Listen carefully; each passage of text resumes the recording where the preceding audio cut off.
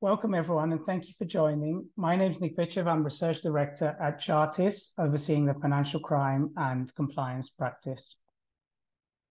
Today's presentation is to unveil our inaugural Financial Crime and Compliance 50 report, looking at the market landscape across financial crime and compliance technology solutions and vendors.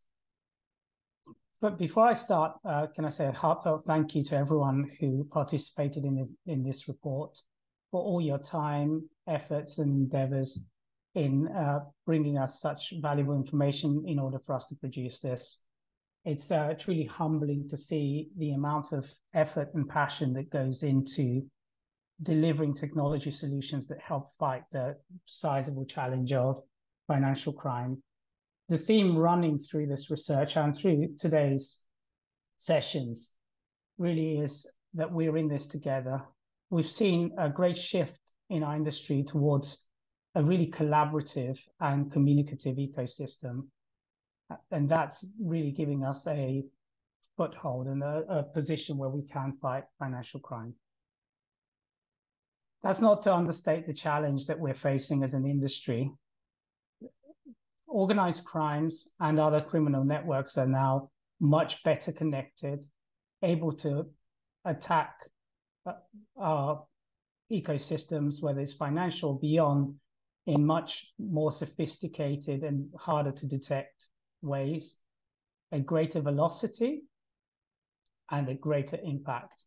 In fact, financial crime is estimated to cost the global economy somewhere between 1.4 and 3 trillion, depending on estimates. But the cost goes beyond the financial cost of financial crime, impacting individuals, impacting institutions, and impacting societies. And no one is safe. So financial criminals don't just target mature, large organizations. They target the most vulnerable. They target small and medium-sized enterprises in emerging economies as much as the tier 1 banks in the US and Europe. Luckily for us, we're seeing a shift in our industry, and the shift really is giving us a much stronger position in terms of fighting financial criminals and financial crime. The most profound change that I've seen in my time in this industry is the shift towards a truly collaborative and integrated ecosystem where technology vendors, banks, financial institutions, governments, and others are really pushing to work together. I'm happy to say that the technology sector is one that's driving this innovation and this push as much as anyone, where technology vendors, whether that's in the data space, the solution space, the automation, or the innovation space, are producing solutions that are designed to work with their counterparts, work with their partners, and provide a more seamless integration, whether that's in communication, in analytics, or purely in connectivity. Technology vendors are also aware that while this is a global phenomenon, there is no such thing as a one-size-fits-all approach, whether that's taking a regional stance or a vertical stance.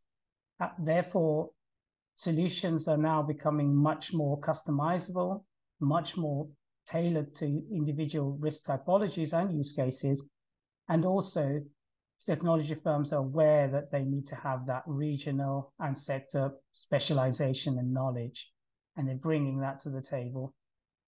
And of course, all of this is being enabled and driven by advancements in technology, whether that's AI or NLP or any other forms of innovation.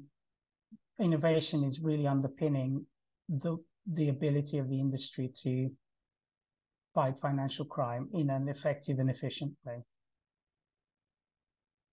As I mentioned, one of the most profound changes we've seen in the recent years is that we're moving towards a really interconnected ecosystem, fueling collaboration.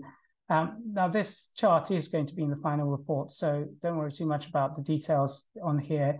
I just want this to visualize that there are a number of building blocks that are really interconnected, whether that's the data element, whether that's core engines, or kind of overlay augmentation layers. All of those are working together to deliver greater efficiency, greater effectiveness, and greater transparency. And really a number of things, whether that's technological, such as platforms or connectivity or cloud hosting, or whether that's cultural in developing partnership ecosystems, are aspects that are driving adoption and the feasibility of this collaboration. The other thing to point out is that this is a truly global market landscape, and our report, I'm glad to say, reflects this. Amongst the many vendors we spoke to and that we included, we have vendors covering almost 30 locations globally across 4 continents, really ranging very much from those global players to those that are very regionally or even country focused in some cases. And this is something that is absolutely critical to fighting financial crime in the modern era. You really need to understand the individual requirements of each country, whether that's regulatory or whether that's market structure, or whether that's even things like affordability. You also need to understand the global picture and how global trends, global regulation, and global movements are impacting that individual region or country. We're seeing some truly great innovation when it comes to regional approaches. One of the key themes running through financial crime and compliance at the moment, and this is reflected in much of what we heard and reflected in the final report, is around financial inclusion. Financial inclusion is an area that's close to our hearts and is an area that is critical to us as a global economy and as an industry fighting financial crime. As the mature institutions and regions in terms of financial crime fighting are inserting stricter and tighter controls, therefore criminals are moving some of their activity to more vulnerable places. In the past, some of these institutions, whether you define it by region or location, i.e. emerging economies, or whether you're defining it by vertical or sector, i.e. those outside of traditional financial institutions, or whether purely you're defining it by size, i.e. the small and medium-sized enterprises, have not had the same level of, they've not really had a level playing field and not had the same level of investment and ability to ingest the latest and most innovative financial crime technology. That's now changing, and it's changing at a rapid pace. And one of the things that made us most intrigued about this market landscape and this industry, and the way that we wanted to structure the report, is around identifying some of these innovations and technological drivers that are enabling this financial inclusion. And by enabling financial institutions that are possibly vulnerable to have the latest and most robust technology available, you're in effect disabling the ability of financial criminals to target those most vulnerable institution types. And of course, one of the key things that we are seeing, and as I said earlier, is enabling all of this, is innovation, and innovation at the heart of everything that's going on in our industry. Innovation doesn't just have to be technological, although of course, much of what we focus on in this case is technological. Innovation can be process innovation or beyond. There are a number of different innovation drivers that we saw in this report, and these are some of the things that really impacted the way that we assessed the market. We're seeing great innovation in data. That's both data collection, data processing and enrichment, and also the way that that data is then fed to decision-making solutions or platforms. We're also seeing process innovation, and especially innovation in workflow automation and process automation, but also in process governance and process definition and refinement. lots of the innovation that we're seeing is around customization, especially around no-code customization. And that's really putting the power in that end client to enable them to customize to their own use case, but also to customize to the way that their own business and their own customers are changing, making solutions longer in their lifespan and less requiring of professional services and other areas that not all can have access to. Of course, much of that is being done by automating and tightening user interfaces. We're seeing some real innovation in that space. And we're also seeing both customization and user interface working towards being able to provide specific risk typology-centric approaches.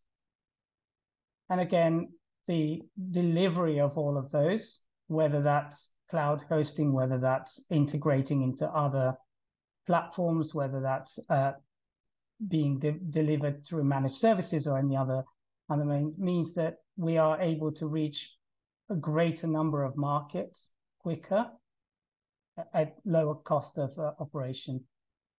And that, of course, is enabling velocity and accuracy, which are two key things that we've always looked at as an industry.